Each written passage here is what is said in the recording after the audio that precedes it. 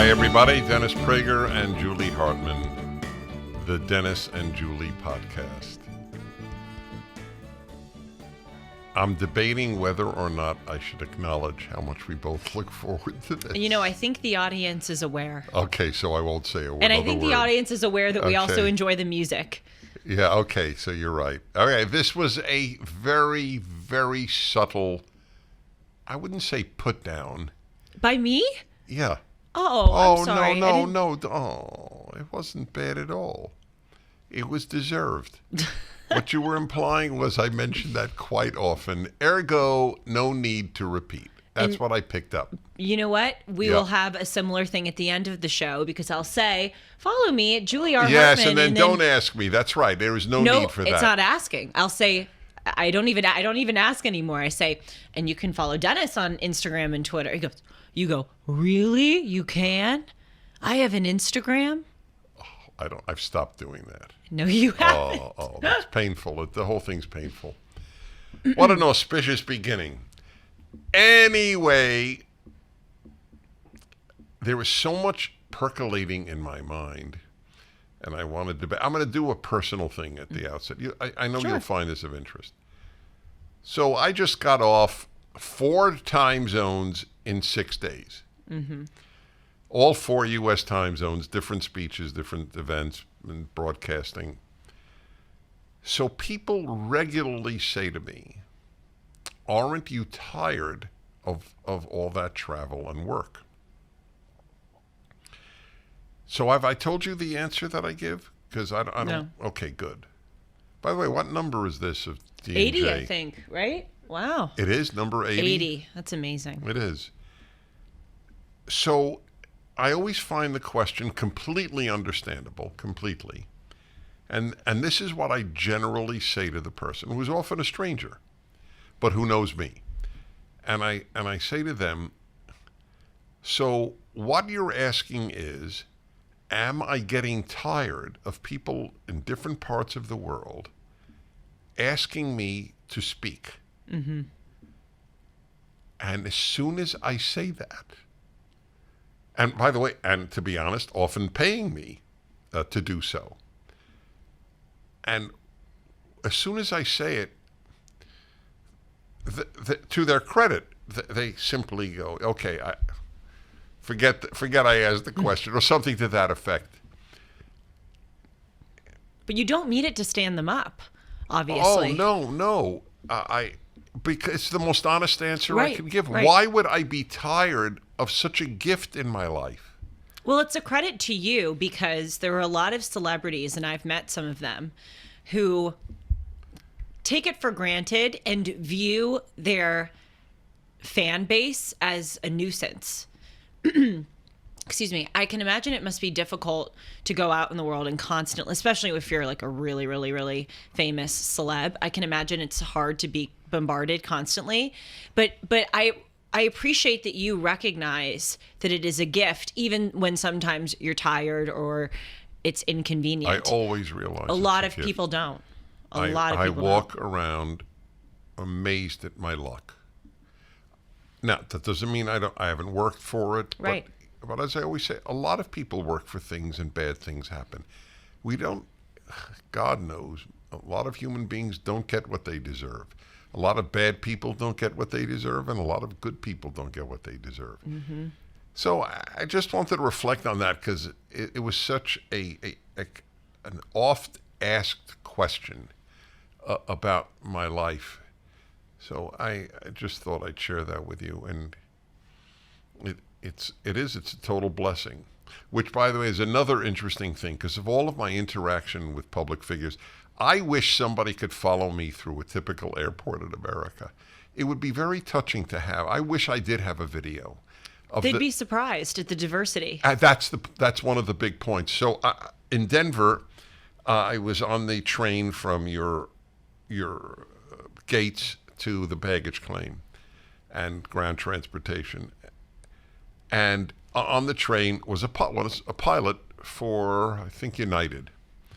No, I don't remember. American or United, it's irrelevant. And he looks at me and big smile, comes over, asks for a selfie. And it's this. You know me. This is not an ego trip. This is a thank you God that I have such a life reaction. But I will tell you this. I even said this to the guy. I think of all groups in America, my biggest support is among airplane pilots. Really? Yes. Yes, many of them tend to be conservative. Yes. Why do you think that is? Oh, I drove myself crazy to figure it out, and then I thought, how could I miss it? So many are ex-military. I feel stupid now. Oh, that's so funny. True. Yeah, that's right. so true. Yes, this guy, I said it to him. He said, "Oh, I'm not ex-military, but but it's not true for all of them, but for a lot of them." Anyway, I just wanted to reflect on that. This is a undeveloped hypothesis that I'm putting out there, but oftentimes I can identify. By the way, folks. Oh no! I'm going to really embarrass her now. How many beautiful women say this is an undeveloped hypothesis that I want to put out there? Probably a lot. Probably a lot. Anyway. Yeah. By the way, how many non-beautiful women? How many handsome men? Who says I'd like to put out an undeveloped hypothesis? It does sound pretty nerdy. Oh, no. I love it. Go ahead. My undeveloped hypothesis is that typically you can identify a leftist through their look, their dress, the pins on their backpack, the tattoos, the color. Well, increasingly not, and we've discussed that. Increasingly, tattoos are sort of. You're talking about a legit identification of a leftist. Yes, I'm sorry. Okay, yes. Tattoos does not tell you. Right. Correct. I can kind of spot out a leftist. Really? Yeah. Oh, yeah. So give me the characteristics. It's funny. I was contemplating doing a show on Timeless about this, like 10 identifiers of I'm fascinated. leftists and 10 identifiers of conservatives. Yeah.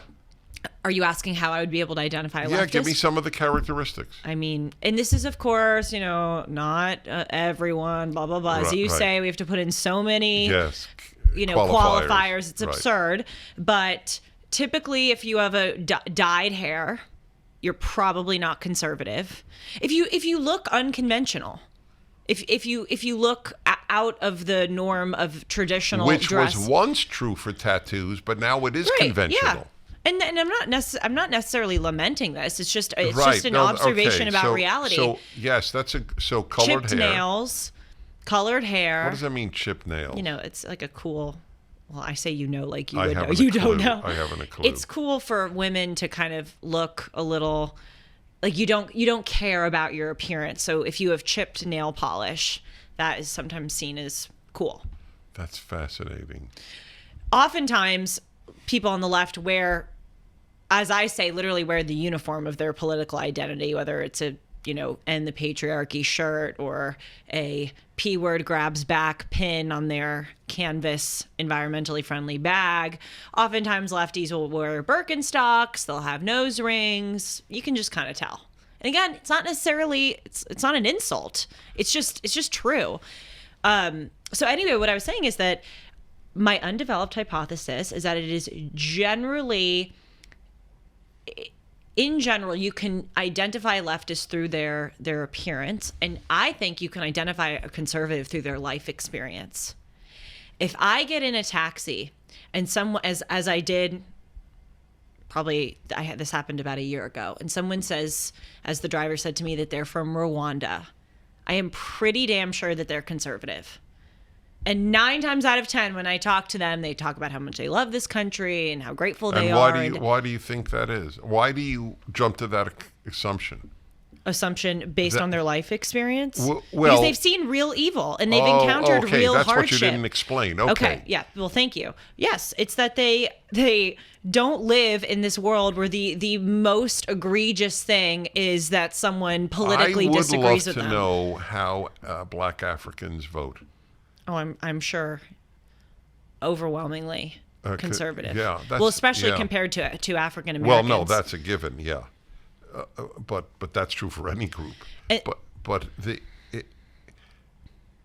have a great story for you, but go on. No, please, go ahead. All right, ahead. so this was at JFK 10 years ago, John F. Kennedy Airport in New York.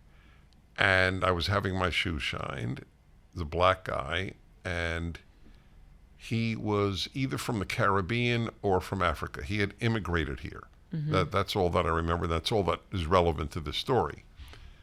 You never heard me tell the story? Oh, this is fascinating. So, I'm not really that good at small talk, as you well know, and I just decided we had bonded enough over my shoes that I could ask him this question. I said, "Listen, I'm not testing you. I don't care what your answer is. I'm just curious. Please tell me your honest feeling. Do you think America is a racist country?" I do that all the time. All the to, time. What, to blacks? To anyone who I'm like around. All right. Strangers. Well, all right. So but I did it specifically because he was black, but not because he was black. Black immigrant. Mm-hmm. As I said, Caribbean or Africa, which is where all blacks who immigrate here come from generally. And this is why I'm telling you the story. He looked around before he answered me. Would anybody? How sad is that? Beyond belief sad. And he said, no. He didn't want people to hear that a black man was denying that America was racist. Isn't it amazing to think that the opinions that are so reviled today were totally mainstream and uncontroversial a few decades ago? It's best to get married and raise children is now considered white supremacy. And I have proof. The woman, I forgot her name, she's a professor of law at the University of Pennsylvania Law School, an Ivy League law school, wrote a piece in the Philadelphia Inquirer with another law professor from, I think, UC San Diego, saying, it's pretty basic what you need to succeed in America. Good middle-class bourgeois values, namely graduate high school, get married before you have children, and get a job. Mm-hmm. Or get a job and get married, whatever the order. 250 law professors wanted her dismissed from teaching her class at the University of Pennsylvania. I'm only verifying your point. Unbelievable. What is wrong about get married before you have children?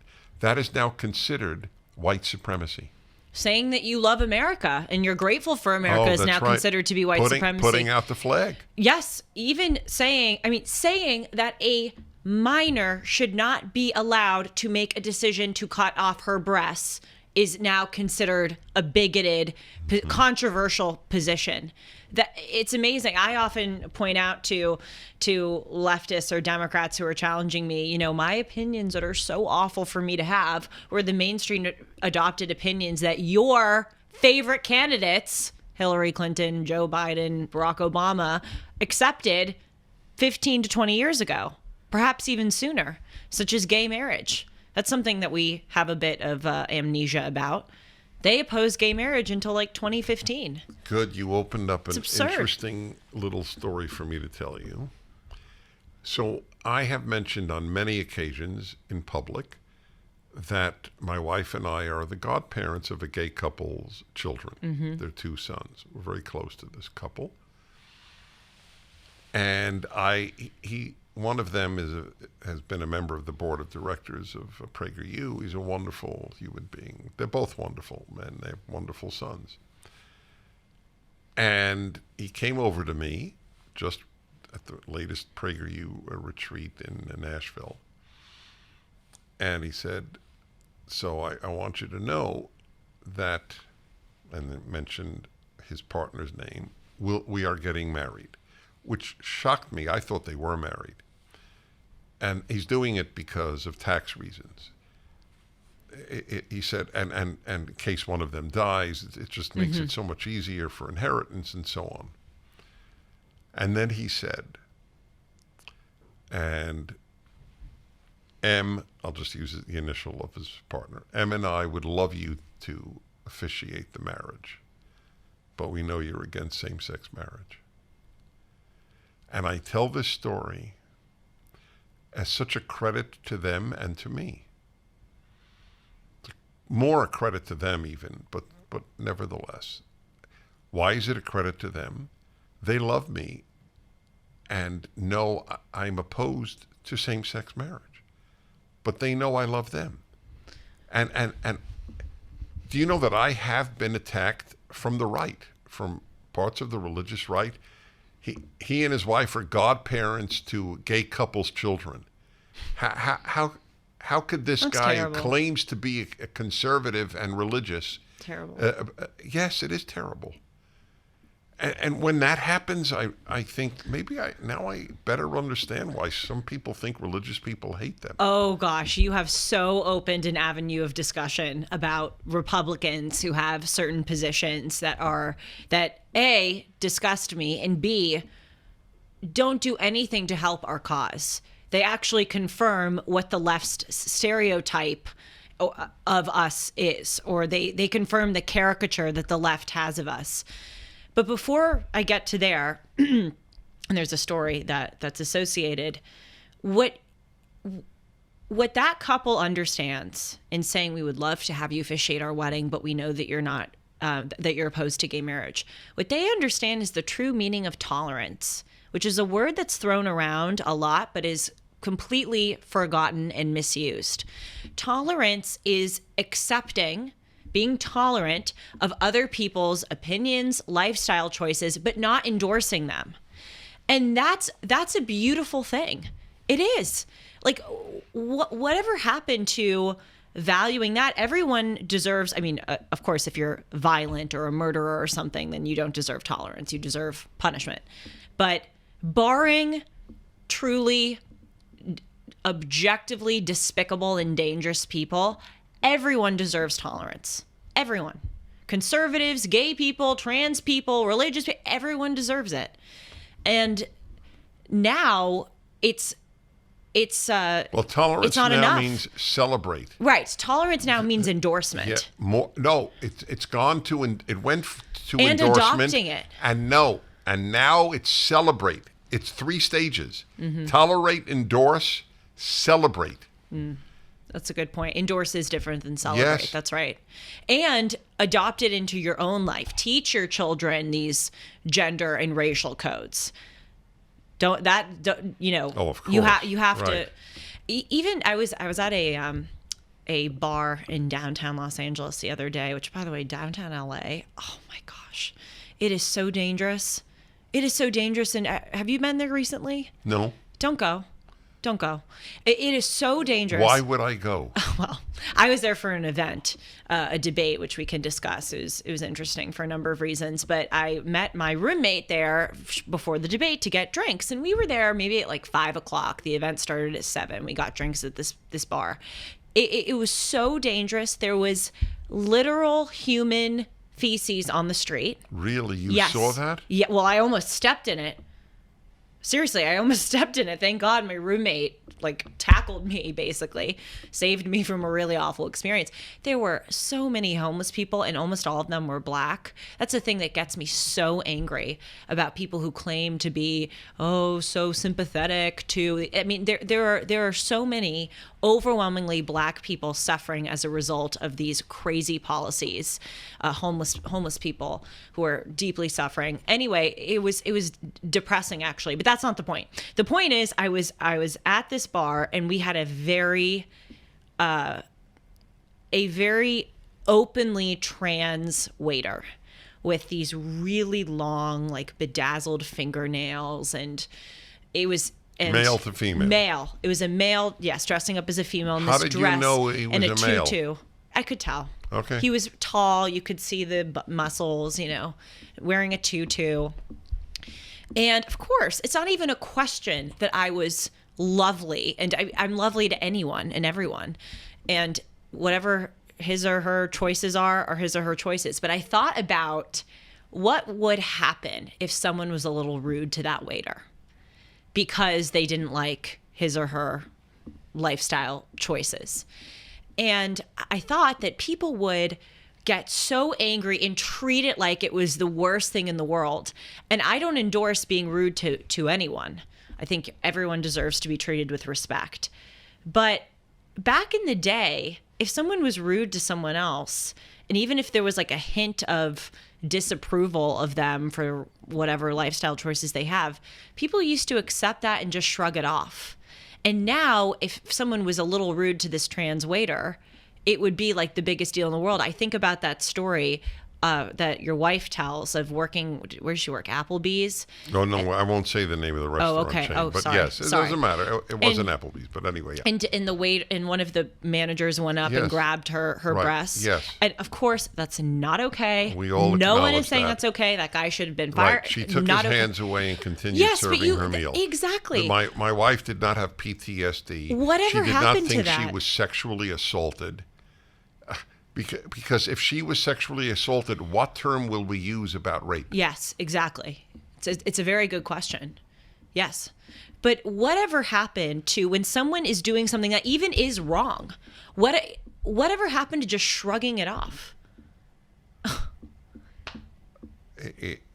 I truly don't understand. Well, you know, the best example right now is what happened to the president of the Spanish women's soccer team. Are you familiar with that? Oh, yeah. Luis Rubiales. Very good. That's right. Luis Rubiales. Rubiales. I'm looking at Sean because... What is the woman's name? I don't Jennifer remember. Hermoso. That's damn impressive, ladies and gentlemen. Well, I just did a story on this like Did you read 24 Heather hours McDonald's ago. piece on it? I did not, no. Oh, it's awesome. You get all the details with the inimitable.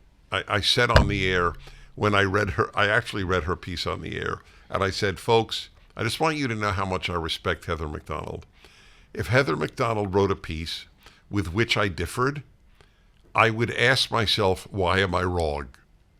Yes, that's a very good line. That is how much I respect her. There are a lot of people who There aren't a lot, I will say. Well, Yeah. I would say there are a lot like on the conservative side who are so rational and right. Okay, that's clear fair. Yes, thinking. that's Heather true. McDonald, She's Tom certainly one of Sowell, them. Clarence Thomas. Right. So anyway, for those who don't know, in a nutshell, for the first time in history, Spain's women's soccer team won the World Cup. That's the greatest trophy in soccer. Mm-hmm. And of course, they went nuts. As soon as it happened, they went crazy.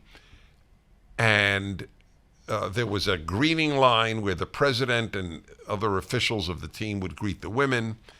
So one of the women, literally being bigger than the president, Rubiales, picked him up, lifted him from the ground, and hugged him. They were ecstatic. You have to understand this. Yes.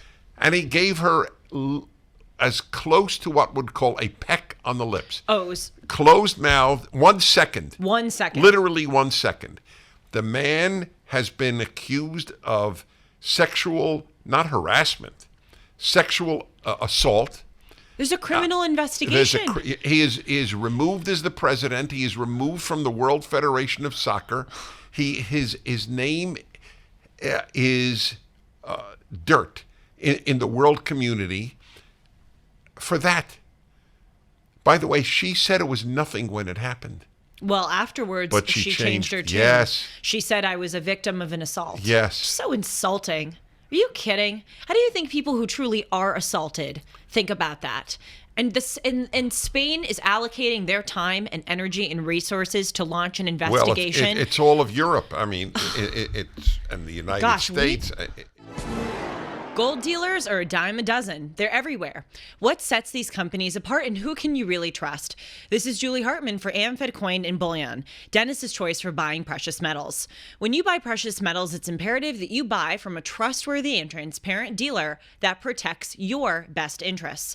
Many companies use gimmicks to take advantage of inexperienced gold and silver buyers. Be cautious of brokers offering free gold and silver or brokers that want to sell you overpriced collectible coins. claiming that they appreciate more than gold and silver. What about hidden commissions and huge markups? Nick Grovich and his team at AmFed have always had Dennis's back. Nick's been in this industry for over 42 years, and he's established a reputation built on trust, transparency, and fair pricing. If you're interested in buying or selling, call Nick and his team at AmFed Coin and Bullion. 1-800-221-7694. AmericanFederal.com. AmericanFederal.com. It's a sick time we're living in. It is a sick time. You can't be human. In Spain, it is Right. much more common anyway to kiss people on the lips, even relatives. I don't happen to like it, and I've never done that, what he did, but so what? So what? Let us say it was even improper. Okay. Yes, it that's was my point. Okay. With That's- being yes. rude to a trans waiter, or I mean, there was an incident a few years ago. I was in CVS with my sister Gina, who's severely autistic, and she's very difficult to bring out in public because she'll start throwing things or she'll get loud. She does these kind of like songs that she sings, and it's disruptive. I understand that. But we're in line to get a prescription, and this woman behind us was looking at Gina, and she goes, "Ugh," very audibly and clearly. With regard to what? Because Gina was going, Oh, I she see. was doing, and I understand it was a little disruptive, Right. But there was no empathy that, Right. clearly this person is very impaired, and we're trying, and I'm looking around, feeling embarrassed. But this woman, this old biatch, went so audibly. If I were a social justice warrior, I would go, bigotry, anti-disabled bigotry. This is the word. But you know what I did? I just looked at her. I gave her a dirty look, and I shrugged it off. Mm-hmm. Whatever happened to that? Again, even when someone is doing something wrong, we're such babies On today. many occasions on my happiness hour, I have told people, you choose whether or not Yes. to be hurt. Yes. Yeah. It's a choice. True. Okay, so can we pivot or shift into the Republican clown discussion? That's what I am calling this person with the story I'm about to tell. You said that there are some people on the right who were upset at you for supporting the gay couple. Mm-hmm. So I had an incident this past weekend that really made me disappointed in some people on the right. It's sad to say because we are really in a civilizational crisis, and I feel so grateful for fellow conservatives and Republicans, and it's very demoralizing when you see people in your own camp, if you will, act like clowns. So I was out at a bar. It seems like I'm going to bars a lot lately. I don't. It's shocking. But I did happen to go out twice in the past few days. Anyway, I'm out at a bar on Saturday night with a person we both know, one of my friends from your synagogue, and then two other mutual friends. So there were 4 of us there, and all 4 of us happened to be conservative. We're sitting at the bar, and this guy... 4 girls. 4 girls, thank you.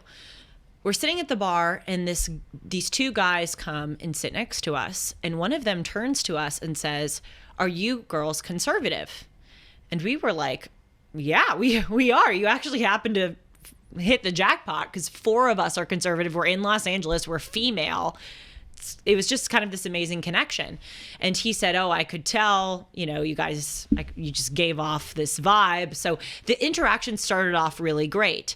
Turns out we know some people in common. It was again, a really nice interaction. I could sense that the guy was a little glib. He seemed a bit arrogant, but whatever, didn't matter.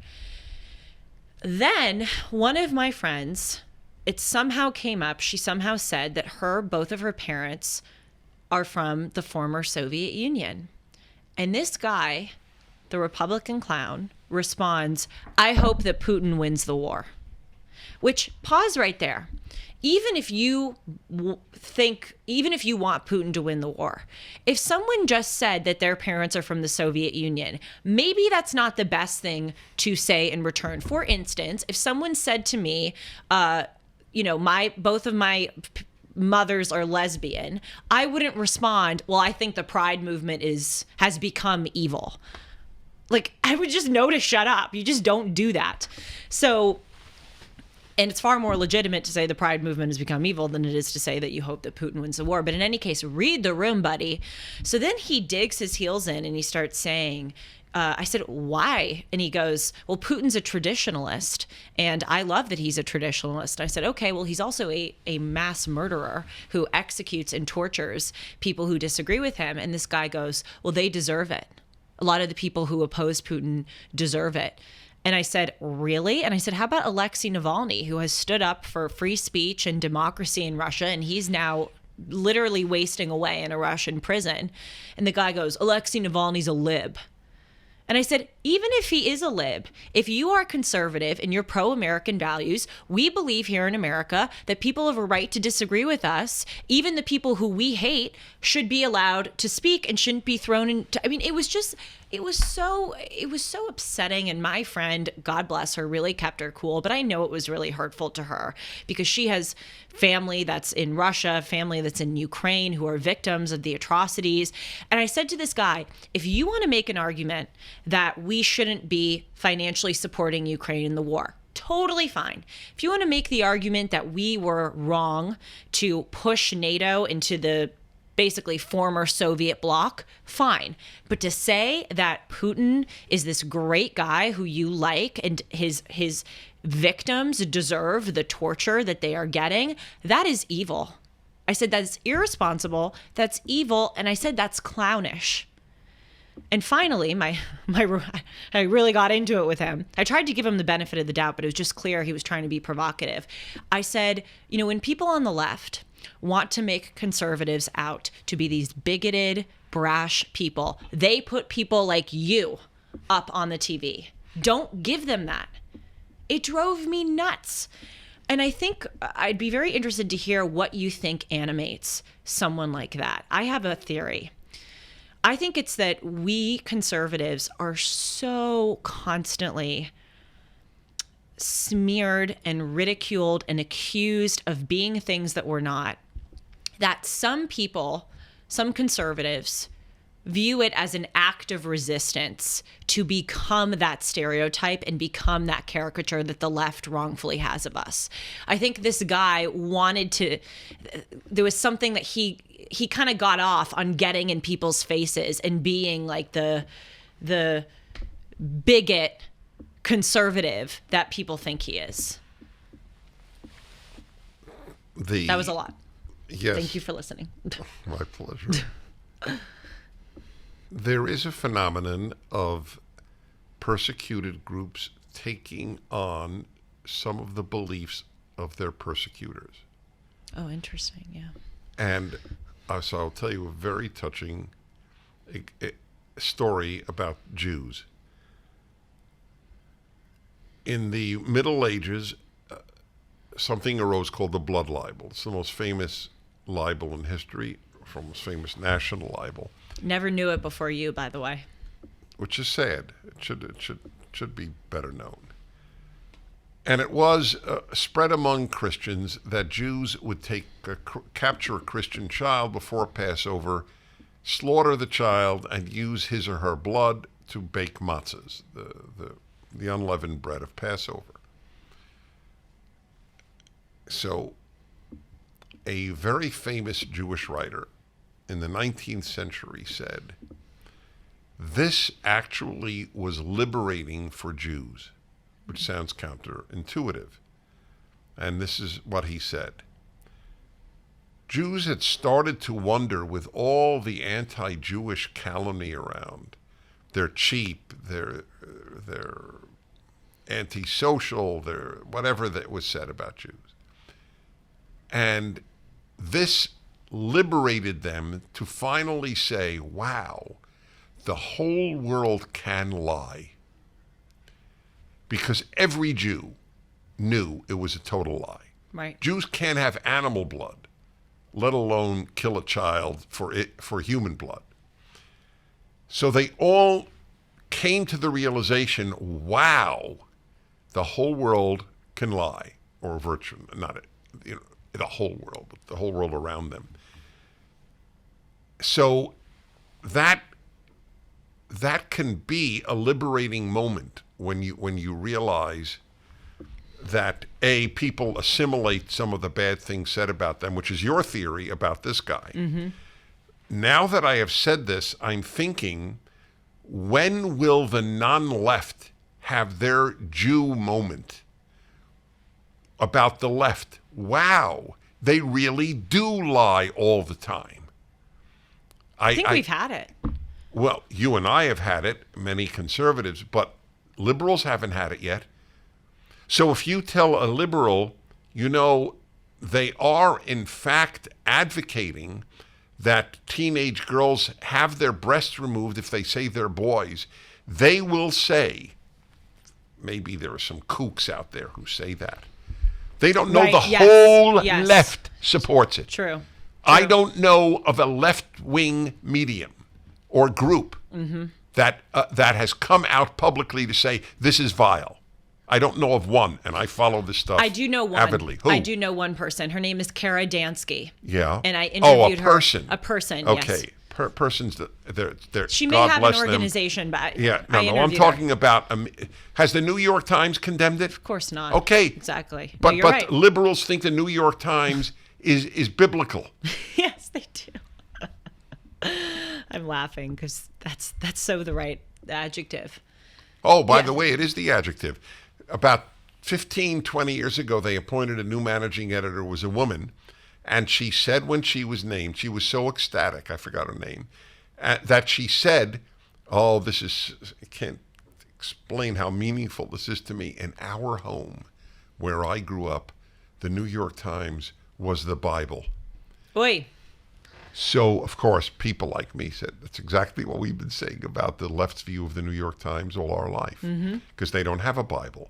So, but people need a Bible. So it's either going to be the Bible or the Communist Manifesto or the New York Times. Or you name it. Or you yes, name it. Insert something, yes. They dropped that from their website. Her quote. Wow. It's very hard to find now. Isn't that interesting? That tells you something. They got burned on that. Yes, they did. Yes, this idea that people, I'll finish and then I'll ask the question. This idea that people assimilate some of the charges against them, I think is true right now of both the right and the left. Before I analyze that, can I just ask, I'm not quite, maybe I didn't follow, how did the Jews do that with the blood libel? They didn't start repeating it. Or... No. What they did was they said, wow, they can all lie. Right. Well, that's so different. they were liberated from accepting the previous lies. Yes. Well, that's an important point, but that's different from what I understood the assimilation thing to mean. Like this conservative clown who I met was literally becoming the lie. He was becoming the bigot, the person who condones autocracy. The Putin defender that the left says that we are. That's different from the Jews liberating themselves from this lie. It's related, but not the same. That's right. It's related. Yes. This guy, what bothered me so much was there was something to him that was fun and ennobling and I think defiant about becoming the stereotype. I can provide other examples both on the right and on the left. I'll give you one on the right. It goes without saying, I think the people who are being the January 6th people who are being politically persecuted, it is evil, it is awful, it is happening. I totally recognize that. But there were a lot of people on January 6th, obviously, who behaved despicably. And you see videos of these people and they're wearing horns and they have like these, red, white, and blue paint all over their body. But that was more... Oh, I see. I know the point you're making, and I don't want to upset. I just want to say that's more buffoonery than despicable. Right. Fair. Yes. There were some people who were despicable and there were some people who were truly buffoons. The vast majority were buffoons and were just going, running in, not being insurrectionists, because an insurrectionist is someone... Again, to clarify, the buffoons were buffoons. The vast majority were neither buffoons nor despicable. Okay, yes. Go ahead. Yes. So... Anyway, I see these videos of people wearing the horns and I kind of got this idea, and I'm sure I'll get some plaque on the right for saying this, but it doesn't matter. You call me a goof, I'll show you I'm a goof. It was, you think I'm a hick, I'll give you hick. Yeah. You know? That's an interesting point. It was this like, F, I think you're right. Yes. I think there is that element. It was this way of saying F you, which I understand because I'm not saying I condone it, but I understand being so pushed to the limit wrongfully that your act of defiance is becoming the thing that, it's like if, let's say you have a really abusive stepfather and the stepfather is saying you're a terrible kid, you're mean, you're spiteful, you're awful. That kid is going to want to become mean and spiteful and awful to stick it to the stepfather. Like, you think I'm this person, I'm going to give it right back to you. And I think it's a different thing, but I see also people on the left kind of becoming the stereotype of the alleged insult that they perceive the right as levying against them. I'll give you an example. The right embodies the stereotype of the bad charge that the left levies against them. The left becomes the stereotype of the fake bad charge that the right levies against them. For instance, I noticed at Harvard, and again, it's not PC, but whatever, that a lot of black students would kind of adopt this Ivy League take on hood culture. And I don't even think they would deny that, hearing me say that. And gay people in college, I would also see kind of like they would come in looking one way and then they'd graduate with nose rings and dyed hair and wearing pride, regalia a lot of the places that they went. And it was just interesting because they have this idea that the left or that the right hates people who have purple hair or people who have nose rings. So they become the stereotype that they think the right has of them to stick it to the right. But the reason why I said it's wrong is because we don't care if someone has purple hair or a nose ring. At least I don't. I was saying it earlier that it is true that when I see that, I assume that person is on the left, but that doesn't mean I hate or revile or am disgusted by that person for having that. But do you see what I mean? There's this, on both sides, it's this weird, like the other side thinks I'm this, so I'm going to become this to stick it to the other side. It's a very interesting theory. And it's probably true about the people on the left you described. But in one case, it's mostly wrong. In the other case, it's mostly right. Yeah, I agree with that too. By the way, back to your waiter, though, I may have a difference of opinion with you, which people love. Okay. I think they get a kick out of it. And believe it or not, we do have them on this show. So you had a waiter, a male waiter, who was wearing a tutu, you said? Yes. And other overtly female, I mean, even females are not wearing tutus when they serve meals. Is that fair to say? Yes. Right. So you are right. I had this with my wife in Denmark last year when I spoke there. It was a guy wearing a skirt, a long skirt. And the truth is, totally sweet guy.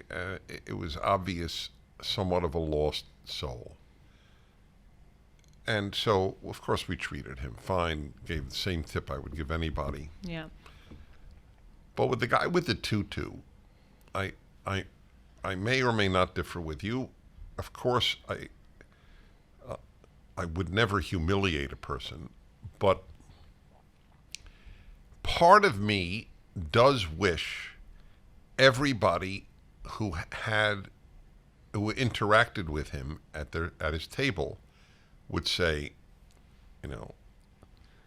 we have zero judgment on what people do privately, but once people do something publicly, the public has a right to react. And I think men should wear men's clothing and women should wear women's clothing because, first of all, I think it confuses children, and that matters to me. And secondly, I think that civilization does depend to a certain extent, but a significant extent, on affirming male-female difference. I have nothing against you personally, but I feel I would be dishonest if I did not register that sentiment. I wouldn't do that, but I'm not sure that I'm right in not doing that? Your take. I'm inclined to agree. I think it's hard because... Well, it's obvious why it's hard. You don't want to Yes. confront people, and none of us are big fans of doing that. Right. Certainly not me. But I'm not sure that society is better for my timidity. Right. It's hard. I mean, to state the obvious, because I don't think doing that would have the intended effect. I think it would only rile them up and make it worse. I believe if everybody did that, if I did that or you did that and 3 others in the course of a month, it would have minimal effect or none. But if everybody did it, see, what these people are saying, these people meaning those who are overthrowing norms, which they would acknowledge, they're overthrowing a norm. They're saying, I can do whatever I want to upset the public, but the public may not react. That's the rule. No, that is the rule. I mean, that's a given. I can do that. It's like, I mean, what if it were allowed? And I would like to ask people, and I have on the radio. So what is your argument, if you're not religious, what is your argument against public nudity? What if my waiter wore nothing or only underpants? Right. Right. What would be wrong? Would I be allowed to say, I wish you would get dressed? Is there anything, and we're not short of obviously violence, is there anything I am allowed to object to? And that's the important distinction. You are allowed, because I'm like you say you hear left-wing voices in your head with challenges to your argument. The left-wing voice I'm hearing in my head with what you just said is, so what are we going to be, like a different flavor of Iran, where Iran is forcing women to wear certain dress and you would force certain people to not wear certain dress? There's a difference between codifying something into law and then having social standards where you wouldn't criminalize or arrest someone for wearing a tutu in a restaurant, but I think you should be allowed to say, hey, that's not great for civilization. They believe you can force people to hire such a waiter. So they believe in coercion of the state on dress. I remember when this came up 20 years ago, where a retail store did not want one of its salesmen to walk around in women's clothing. Said it wouldn't be good for business. Are you allowed to say that? No, you're not allowed to say that. Right. The public has no ability to say anything, at least anything against the left. Yes, yes. But really, I would like an answer, because I use my show as, my human experiment. If a waiter wanted to walk around in underpants, so you can't argue hygiene, which is the San Francisco argument against public nudity. Right. Okay, so it's the genitalia and buttocks are covered, and that's it. Can you say something then without being considered a hater, or can you fire the person? My sister-in-law, when she was dating, went on some singles app, and one guy that she was beginning to correspond with, sent her a photo of himself in a diaper. Now, this is, I think we would all acknowledge, a bit pathetic, or more than a bit. So what if this guy wanted to be a waiter and wear a diaper while serving? I'm not being cute. Whenever people say that's ridiculous, no, it's it not. comes to fruition in a few years. Well, exactly. So what is the argument, A, against my saying something as the customer at the table? B, the employer saying, I won't hire a man or a woman wearing a diaper. I I agree with you. I don't see any distinction. A lot of people would say that you're bigoted to even speak up if someone's wearing a diaper. Mike Lindell has a passion to help you get the best sleep of your life. He didn't stop at the pillow. Mike also created the Giza Dream bed sheets. These sheets look and feel great, which means an even better night's sleep, which is crucial for our overall health. Mike found the world's best cotton called Giza. It's ultra soft and breathable, but extremely durable. Mike's latest deal is the sale of the year. For a limited time, you'll receive 50% off of the Giza Dream Sheets, marking prices down as low as $29.98, depending on the size. Just go to MyPillow.com and click on the radio podcast square and use the promo code Hartman. There you'll find not only this great offer, but also deep discounts on all MyPillow products, including the MyPillow 2.0, mattress topper, MyPillow kitchen towel sets, and so much more. Call 1-800-566-6745 or go to MyPillow.com and use the promo code Hartman. Of course, you should be allowed to express your opinion. I mean, think about the counterpart. Let's say there was a waiter that was wearing a MAGA hat or t-shirt. I'm sure, first of all, I'm sure they'd be asked to take it off by the employer, but a waiter wearing a tutu. Which, by the way, I would support. I don't want any waiter wearing any political message, even one I agree with. Right. I agree. I agree with that. But the point is the double standard. The point is that, and people will go, well, wearing a tutu isn't a political message, but it is. It is. In a way, yes. It's not entirely a political message. One is that there's no such thing as female and male. Right. That's the biggest message. Right. Why do you associate tutu with female? I'm a male and I love it. Mm-hmm. Yes. You of course you should be allowed to speak up. Just as all right. So remember, I started by saying I might be differing with you because you began with the statement you want to be respectful to everybody. But I think that is being respectful. Well, as long as you say it respectfully, you're allowed to say whatever the heck you want. All right. So you would include that within the purview of respectful. I wouldn't get mad at someone for saying that. Right. Just as I wouldn't get mad at a liberal for saying to a conservative waiter that's wearing a MAGA hat, you I really would go further. If you were on a date with a guy who did say it, you'd fall in love in a nanosecond. I would certainly respect him if he were not like the glib a-hole who I met the other night, who was actually saying something that was founded in reason and did it in a respectful way to someone. Yeah, that guy the other night, it was like when he heard that my friend was from the Soviet Union, he was ready to bite. Like he wanted to say that to just to piss her off or to create trouble. I don't like people who just needlessly try to be provocative. If he wasn't whether he was doing it to be provocative or meant it is equally bad. Yes. The first is staggeringly insensitive. The second is a broken moral compass. It's one thing to think we shouldn't be giving all this aid to Ukraine. Okay, it's an honorable argument. But that Putin should win? And that his victims deserved the torture? Oh, yeah. Oh, that was amazing. That is so wrong. Well, you know what this all proves? My very sober view of the human conscience. It's largely worthless. Let's put it this way. We shape our conscience far more than our conscience shapes our behavior.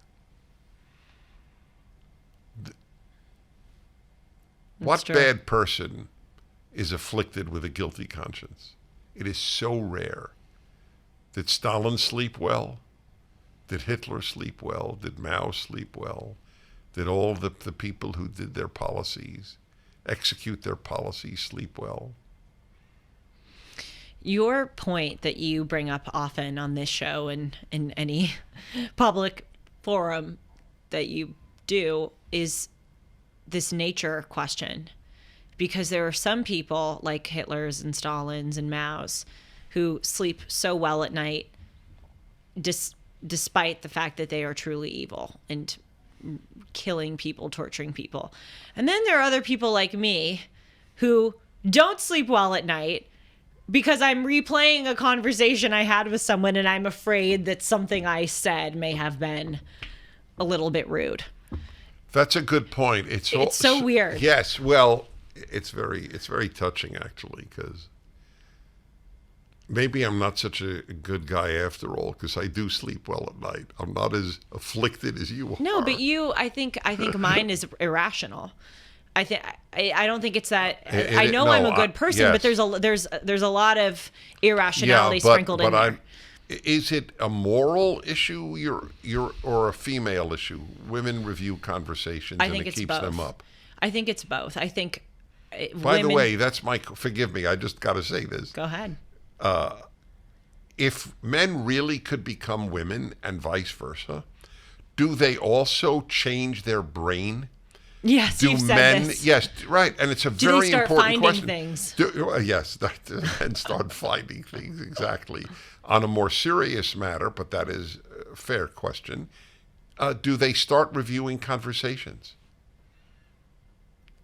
Your brain doesn't change. And we know that there's a male brain and female brain. They're not the same brains. Just as the chromosomes and the genitalia and the reproductive system and the chromosomes. The only enduring question right now is, will the left suffer for the staggering systemic child abuse that they are engaged in? And that is the civil rights issue of our time. Just as people in the South during Jim Crow were being treated unfairly and exploited and maligned, that's what's happening to children right now. And it's actually worse. The pro-slavery people argued, believe it or not, this was good for blacks. Ugh. They actually argued that for whatever bizarre reason. I don't remember their reasoning, but they argued that. How is that different from this is good for teenagers, to put them on hormone blockers and then cut their penis off in the male case or the breasts off in the female case? And obviously there are few things that are worse than slavery. But if you compare Jim Crow, which was my comparison a few moments ago, what I said is the civil rights issue of the past century, to the civil rights issue, I believe, of this century, the sanctioning of children being allowed to cut their self-mutilate. As awful as Jim Crow was, people, it wasn't as life-altering and as permanent as cutting off your breasts and mutilating your genitalia is. Because people in the Jim Crow South, and I'm certainly not trying to say that, give a pass to it. It was ugly in the extreme. It was disgusting. Of course it was ugly and disgusting. I know, but I know it's amazing that you have to say it for the left's sake. I know, but it's like, it's... Because nothing could be worse. Right, and you have to clarify everything you say. It's exhausting and ridiculous. But, people in the Jim Crow South could hypothetically go to the North, or there are people who grew up in the Jim Crow South and this was overturned, and they could, go to different, as I said, places in the country where maybe they wouldn't face this. If you get your breast cut off and you, like Chloe Cole, decide 5 years from now that wasn't something that you wanted, that's it. There is no seeking relief. There's no going back. It's permanent. And that's the part of this that is especially, any kind of mistreatment and exploitation is wrong. But there's a really permanent nature to this, which is terrifying, and I think kicks it up a notch in how evil it is. The surgeons sleep well at night. The who? The surgeon who did that. I mean, isn't that astonishing? The teachers who talk about this in schools, and the therapists. And some of the parents who... Well, the parents, yes. Some of the parents are just brainwashed fools. The kid is cursed to have such parents. But a lot of them are frightened into it.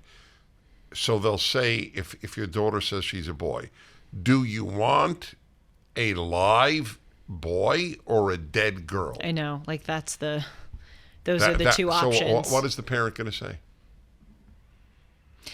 I had a guest on Timeless. Her name is Theresa May, and she wrote a book. I think it's called How to Unwoke Your Life or something. But there's a chapter in her book where she talks about toxic empathy.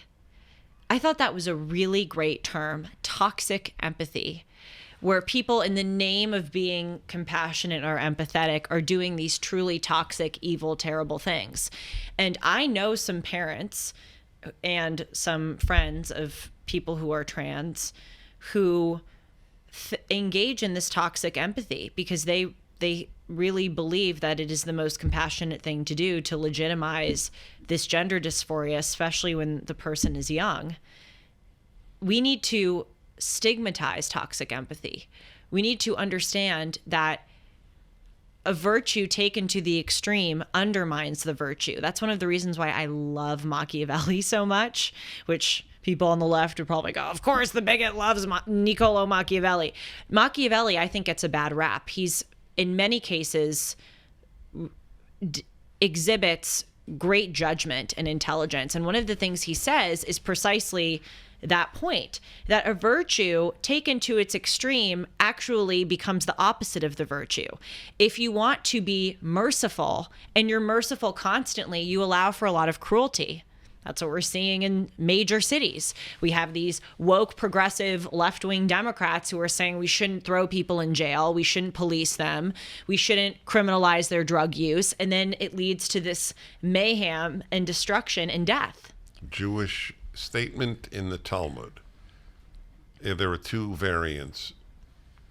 One is, those who are kind when they should be cruel will be cruel when they should be kind. That's a good one. And those who treat the cruel mercifully will treat the merciful cruelly.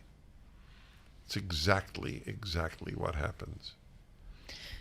When I get left-wing hate, whether it's on social media, whether it's in my email, I think about how that person would treat a murderer.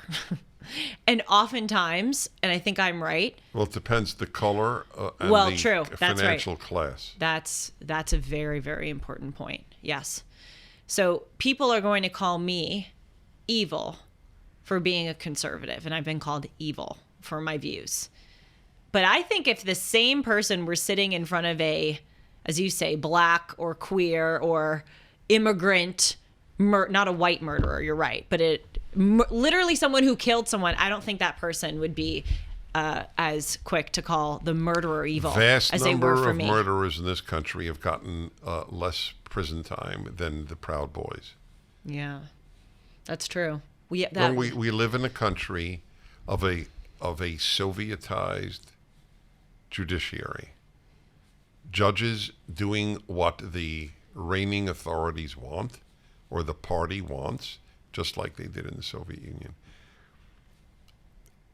I say this and I could cry as I say it, but it shows you there is no institution so beautiful, so noble, that humans can't screw it up. If humans could screw up the freest country ever made, what can't they screw up? That's why, it's not surprising that people have screwed up beautiful religions. The bad Christians, the bad Jews, the bad, Catholics. There is nothing beautiful humans cannot destroy.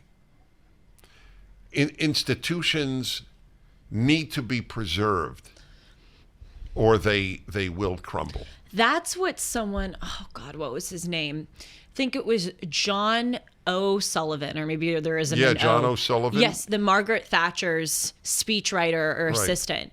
He said what you just said about conservatism, but conservatism is preserving the best, right. Conserving the best institutions, art, music, culture, etc. And John O'Sullivan had this brilliant point where he said, if you are not actively, vigorously, constantly practicing conservatism, you're drifting naturally to the left. Conservatism is something that is practiced. Leftism is whatever the feeling is at the time, in the moment, you just adopt it. You don't have to defend what's real and what has been. And so it totally makes sense that if you're not pursuing conservatism, just by default, you're going to be drifting. And that's part of the great issue, because people don't see a need, not just with practicing conservatism, but practicing religion. That's your whole cut flower ethics point. I call it the photocopy syndrome, where if you take a first copy of the original document, it looks a lot like the original, but then you keep photocopying it, and That's a good one. It gets nice, dimmer and duller. We're in a very dim and dull stage of the photocopying. That's right. It's scary. I know I've said it on the show, and I'm really sorry to be pessimistic. It's scary as a 23-year-old looking ahead at my life and seeing how bleak things are now. Well, you know my old question, who has it worse? Those of us who've seen America when it was great. I used to think it was people like you. I'm starting to think, sorry to sound victim, that it's people like me. I asked the question without an answer. I don't know for whom it's worse. Maybe there is no worse. It's horrible for both. But I look at your generation and I think, wow, they can't even say they knew America when it was free. It's interesting because I do remember growing up, and I'm so grateful to my parents for doing this on the 4th of July. They would always take us to the parade and dress us up in American flag dresses. Really? Yes. There were beautiful family photos, and we would be wearing red, white, and blue, waving the flag. It was really fun. And I, as a kid, remember the joy and the celebration of the 4th of July and the amount of people that would show up in my town to this parade. And I went to the same parade that I went to growing up. I went to it for the first time in like 7 years, because I was in college and then I was out of town a few 4th of July. So it was my first time going back there in quite a while. And the place was so much emptier than how I remember it. I acknowledge that when you're a kid, you think things are probably grander than they are. But even so if you ask look your at the parents. photo, they didn't come with me to the parade. I went alone. I see. But I went back and I looked at the photos, and judging by the photos, my perception as a kid was right. There were more people, and I asked other adults who've been to that parade, and they said, yeah, it's definitely gone down. But you know what? The one and only good thing. You know, everyone there is a conservative. That's true. You know, you're just have all these kindred spirits around you. I have a final question for you. Yes. You're going to love this. I now do something I should have done 40 years ago. I take notes of awesome things that are sent to me, said to me. Oh, I know what you're going to say. About the mother? Yes. I told it to you? Yes, it's hilarious and true. It's hilarious. So there's bingo what? You just said bingo.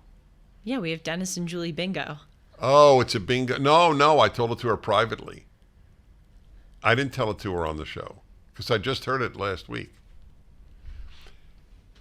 He should go to the punishment room. You know, but there's a lot of bingos that were hit. I think the mic was touched. Wait a minute, let everybody relish Sean's punishment. More professional. That's what you're going to do. I'm sorry, Sean. I won't say it hurt me more than it hurt you. That's the old parental line. Where is this punishment room thing from, by the way? Where is it actually from? Yeah, the audio. The Office, correct? Yeah, The Office. It's a riot. Can I say something that you may perceive as an insult? I don't mean it to be. You know what The Office is? Okay. So, A, you're 100% right. I do not perceive it as an insult. B, no, I said you would. You might perceive it as an insult. No, I said I won't. I know, but then I'm not right. right. Oh, you're right. I'm sorry. You were right in being worried. Oh, okay. Yeah, that's what I meant. I do not at all. Truth is truth. I don't know it because I've watched The Office. I just know it because I was curious. I know vaguely what my son is a big fan of The Office, my older son. This woman comes over to me. She said, Dennis, I want you to know what I told my daughter when she went to college. And that is, I prefer you come home pregnant than as a leftist. So I am going to do an hour of radio on that subject. Wow. Because I wonder how people will react. So I have no doubt that the left will pick up on it and use that as another example of how awful I am, that I support that woman's statement. But by the way, I wouldn't, because they never think in terms of, is it valid, is it true, do what I think the same way, just can I score a point against a conservative? And does it sound bad? Yeah, that's very good. Does it sound bad? But they would not say, I'd rather my daughter come home pregnant than a Trump supporter? Yes, exactly. That's what I was going to say. Yes, I mean, who are they fooling? They would say, I'd rather my daughter come home leftist than pregnant, so why aren't we allowed to say we'd rather our daughter come home pregnant than leftist? Right, yes. Well, no. Well, of course they rather their daughter come Right. home leftist than pregnant. That's not here or there. Right, but no, I think No, it they is rather their daughter come home pregnant than a MAGA supporter. That's my point. They have the exact same mirror image. Right. Yeah, we're saying the same thing. Okay, fine. Yeah. So values are everything. That was my argument for adoption. I'm not interested in well, what's the word? Passing on my seed. I'm interested in passing on my values. I'm in a rare position. Most people, of course, don't have an adopted child to begin with, but I'm in an even rarer group among those who have adopted children, in that I have a biological one as well. And so I often say to people, do you think I look at my blood son and go, wow, that's my blood? Well, as you say, blood schmud. Blood schmud. It's all values. Your child, in effect, while they have remained legally and or biologically your child, if they reject your values, you have lost your child. Mm-hmm. I mean, it's a very, very sad thing for me to say, because so many good people have that issue with their child. But they know what I say is true, and that's why they're in such pain. Values are everything. That's been my life. That's what's animated me. And at times it's lonely. Yeah. Well, I have not felt that. No, I take it back. I think I told you privately, I haven't said this on the air. One of the only times in my life I felt alone was one night when I was at Columbia University, and I was across the street at a little restaurant, and I looked around and I realized I don't share a value with one person in this restaurant, and it really I felt, wow, that I didn't so much feel lonely because I had friends, but alone, yes. You can feel alone in a crowded That's subway. when you feel most alone. Yes. That's exactly right. Is that a happy note to end? Well, it's a realistic note. Yeah, So, Dennis, you have an Instagram.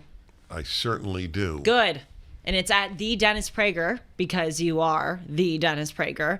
And I am not worthy of being a the yet. Also, my name was available on Instagram. That's why they put the in front of Dennis Prager, because Dennis Prager was taken. Maybe it was one of the ones I emailed 3 years ago. And got no response to. Well, I got one response from a Dennis Prager in all caps. I am not Dennis Prager you're looking for. Oh, yeah, I always forget that. Yeah. That poor guy. That poor guy. Imagine being named Ben Shapiro Yes. or Jordan or Candace Owens. Oh my gosh. Wow. You can reach me at julie@julie-hartman.com. I love hearing from you. And if only you knew how painful it is that I can't respond to every single note, but I read them and appreciate them so much. And you can also follow me at Julie R. Hartman on Instagram and Twitter. Dennis and Julie is every Monday on this channel, 1 o'clock Pacific, 4 o'clock Eastern. Thanks for being with us. Thank you. And shalom.